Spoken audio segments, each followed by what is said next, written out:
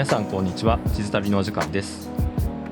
スターラ世界一周ビジネスクラス旅も今回が最終回。まずはカナダトロントからアメリカロサンゼルスへ向かいます。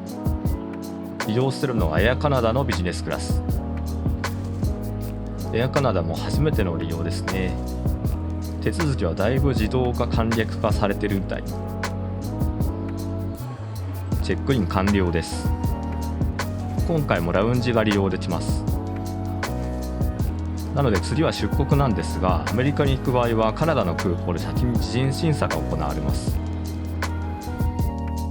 この事前審査はカナダを含め6カ国で行われている制度で、出発国で事前審査を済ませることでアメリカ側では国内線と同じ扱いになります。というわけでカナダを出国完了。メイプルリーフラウンジに向かいます。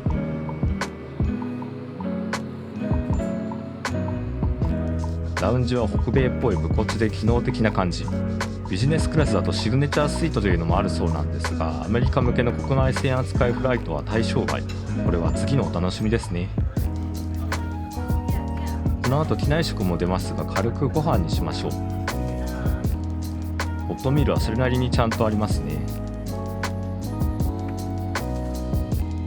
サラダもあった。とりあえずサラダ、あとビリヤニ系の何か。チキンも一緒です。なんとなくカナダドライも飲んでおこうかなと思います。日も沈み、もうすぐフライト時間です。デートに向かいます。この F グループのゲートがアメリカ行きっぽいね。事前のパスポートコントロールやセキュリティチェックを済ませた人だけが通る道。なんかあまりにも通路すぎる。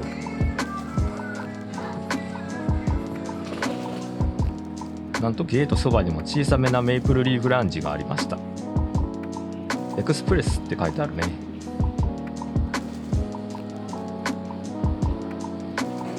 それではそろそろ登場です。今回乗るのは 737MAX。この路線は1日に 7,8 本飛んでるんですが、機体サイズは小さめみたい。すっかり夜ですね。なんか働く車たちが結構乱雑に止められている。シートはよくある中距離ビジネスって感じ。使っている機材は綺麗で新しい感じがします。ビジネスなのでシートピッチも問題なし。機内 Wi-Fi も無料で利用できます。速度はぼちぼち。機内食はサラダとチキンとチーズケーキが出るみたい。お酒も種類が豊富ですね。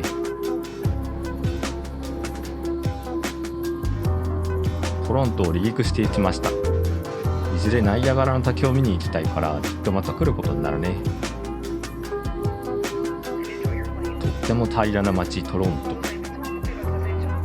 わずかな滞在だったけどいいところでしたね。このフライトはアメリカ大陸を横断していくルートで、ところどころ街が見えます。今見えているのはアメリカにあるロンドン。イギリスから引き継いだ地名があちこちにあります。ニューヨークみたいなニューをつけてるところもあれば、このロンドンみたいなまんま同じ名前の街もあります。しかもニューロンドンってのもあるからね。他には薩摩なんて地名もあります。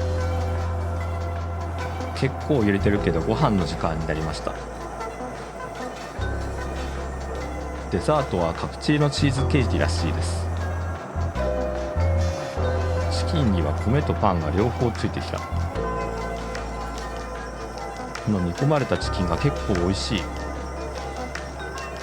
でも正直食事へのこだわり度合いはやっぱり北米だなって感じ。一瞬明るい街が見えてきましたが、これはラスベガス。ここまで来ると LA ももうすぐです。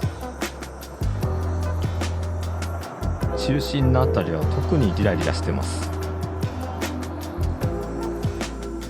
見慣れた LA の上空に入ってきました。この間はダウンタウンのあたりに泊まりましたね。ラックスに到着。今日はこのままロサンゼルスに一泊します。さっきの通りカナダ側で事前審査が終わっているので、このまま外に出れます。空港からホテルにシャトルバスが出てるみたいなので、それに乗ります。ちょうどバスが来てました。 LA はウーバーも高いしありがたいね。ホテルまではバスで10分くらいの距離です。なんか車内でガンガンに音楽聴いてる人がいて、アメリカ到着しました。というわけで今夜の宿はウェスティン。こんな感じのいわゆるエアポートホテルっぽい佇まい。今回もアップグレードしてもらえて最上階の広めのお部屋。ウェスティンのホワイトティーの匂いを嗅ぐと帰ってきた感が出ますね。こちらが今日の部屋。アップグレードといえどもエアポートホテルなのでそこまで豪華な作りではないですね。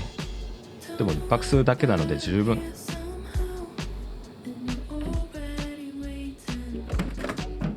冷蔵庫も空っぽ。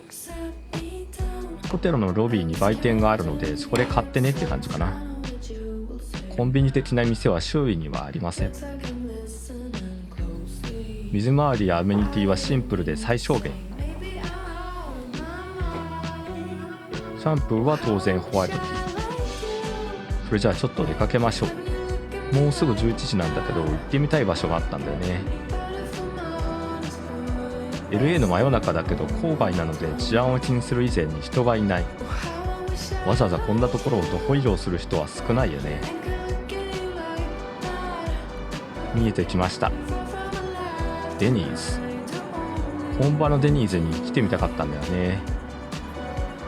皆さんご存知のあのデニーズです。アメリカでは1953年創業。日本のデニーズも参考にしたダイナーの雰囲気。メニューはアメリカだぜ。茶色い。コーヒーがダイナーマグでやってきました。好きなだけおかわりをもらえます。かなり遅い時間なんだけどお客さんが結構います。あんまり遅い時間に食事できる場所も多くないから貴重な存在なのかもね。ファミレスっぽさも感じる、知ってるようで知らない雰囲気です。ちなみに日本のデニーズは本家とのフランチャイズで1974年にスタートしてるんだけど、そのわずか10年後には提携解消して日本独自運営になっています。もう40年以上昔の話ですね。時間が空いてお腹も空いてきたのでホットサンドを食べます。なかなかのボリューム。コーヒーのおかわりはこっちからお願いしなくてもかなり積極的におすすめしてきてくれる。チップ文化だからかもしれないけど店員さんがみんな優しい。旅行中かって聞かれて日本人だけどトロントから来たって言ったら若干話がややこしくなってしまった。明日はお昼頃に出発するフライトなんだけど遅延連絡が来ました。出発が2時間くらい遅れるらしいので観光時間が延びたね。ごちそうさまでした。真夜中のダイナーはいい雰囲気だったね。それじゃあ帰りましょうかね。明日のフライトの遅延なんですけどお詫びのミールクーポンが来てました。20ドル分のバーチャルクレカの番号が送られてきました。ちょっと遅い。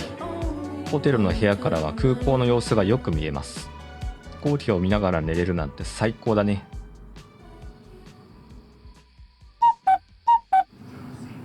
おはようございます。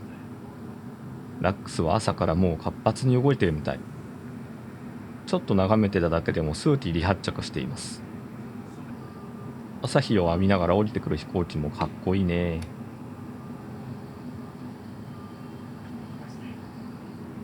今日はウェイモでビーチの方に向かいます。ウェイモとは袋小路で合流したんだけど黄色いバックして切り返ししています。自動運転でもここまでできちゃうんだね。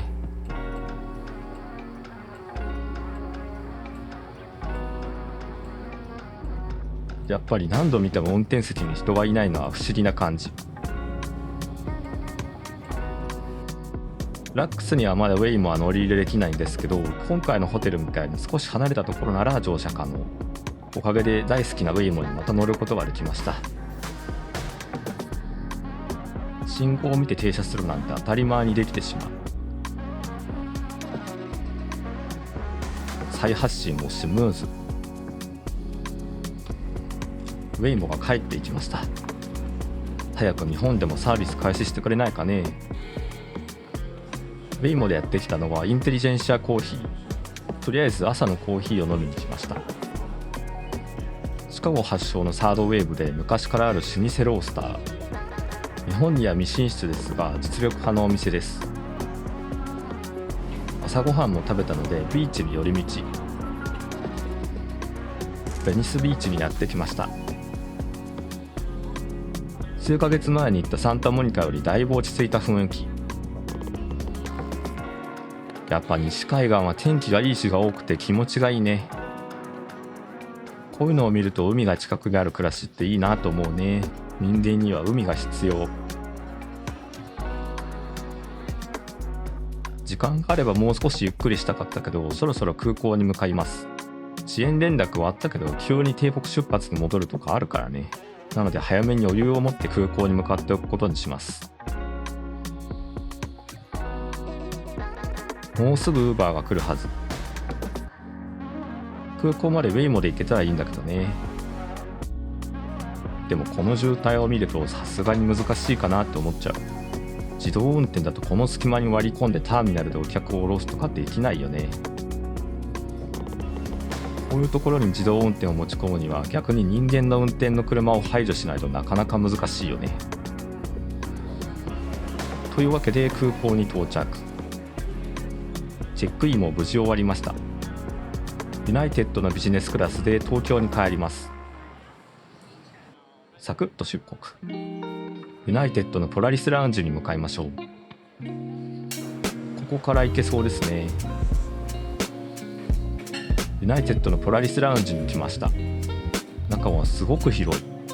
ラウンジ内はいくつかのエリアに細かく分かれていて抜け感はない。でもその分落ち着いた雰囲気だね。ご飯も種類はいろいろある。でもまあ普通の感じですね。ユナイテッドもアメリカンもラウンジのご飯にはあまりこだわりを感じないよね。好きなもののっけサラダにします。いただきます。もともと昨晩時点では2時間15分の出発遅れって聞いてたんだけど、さらに30分くらい遅れることになりました。でもフライト中に1時間弱巻き返すらしい。さっとシャワーをお借りしました。これでフライトの準備もバッチリ。じゃあゲートに向かいましょう。飛行機が見えそうなスポットを発見。全くいませんでした。でもこれが世界一周の最後のフライトか。長いようであっという間でしたね。それじゃあ帰るぞと思った矢先、さらに遅延。結局帝国から3時間15分遅れ。じわじわ変更を繰り返されるのが一番嫌ですね。まあなんやかんやありましたがようやく登場。こちらが今日の座席です。もちろんフルフラットになる半個室っぽい空間。枕やアメニティもいろいろ置いてありました。シートの調整はあまり見たことないタイプのやつ。このダイヤルをいじるとシートが倒れます。アメニティはブルックスブラザーズのポーチ、歯ブラシとリコン MD のハンドクリームとかかな。靴下とアイマスク、耳栓とティッシュ、ボールペンも入ってました。機内のメニュー、お菓子とかも有料でオーダーできるみたいですね。お金取るんだ。なかなか出発する気配はなく、もうすぐ遅延は4時間に突入しそう。もはや飛べばそれでいいです。お昼のフライトだったはずがすっかり日が傾いてきている。無事にロサンゼルスを飛び立ちました。やっぱり飛べませんの可能性も想定してたのでよかった。それでは気を取り直してユナイテッドのビジネスクラスを堪能していきましょう。まずは飲み物、ジンジャーエールをもらいます。なんか初めて見るやつだけど美味しいです。続いて前菜、葉っぱの盛り合わせと豆にパン。でもこういうのが意外とうまいんだよね。サラダはシンプルにチーズとオリーブオイルでいただきます。パンもほかほか。思った通りシンプルに美味しい。パンも意外と風味豊か。ビジネスクラスに慣れちゃうのは怖いことで、空の上でのこれなら十分すぎる体験だよね。飛行機はサンフランシスコの近くを飛行中。この辺りから陸地を離れて太平洋を横断していきます。メインのお肉が運ばれてきました。塊肉とマッシュポテトとインゲン豆。アメリカだ。お肉はホロホロに崩れるようにじっくり火が入っていて優しい食感。美味しかったです。最後はチョコサンデーみたいなデザートでした。最初から最後までアメリカンな機内食でしたね。アメリカの締めくくりにはぴったり。窓の外も暗くなってきています。まだ到着までだいぶあるのでちょっと寝ておきましょう。まずはテーブルを収納。シートを倒して枕をセットします。割とプライベート感のある空間になりますね。長さももちろん十分。それじゃあおやすみなさい。1時間近くぐっすり寝ちゃった。もうすぐ東京です。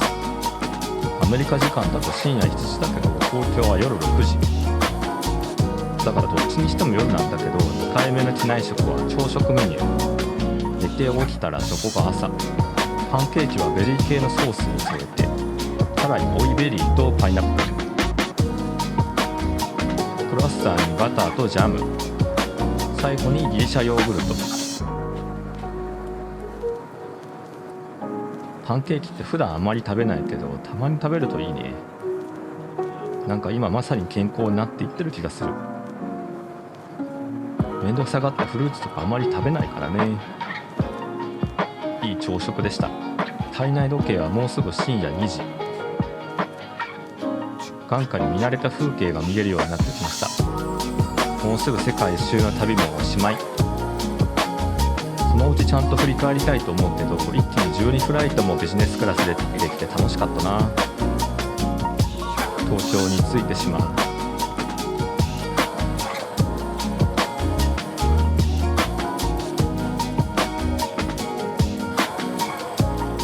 羽田に到着しました。結局帝国より4時間弱遅れての到着。明日から普通に仕事なので早く帰りましょう。見慣れた光景に帰ってきました。日本語がたくさんある。無事入国完了。これで世界一周も完結です。それでは今回もご視聴ありがとうございました。後でルートや費用のまとめ動画を作ろうとは思いますが、とりあえず今回はここまで。それではまた次の旅でお会いしましょう。さようなら。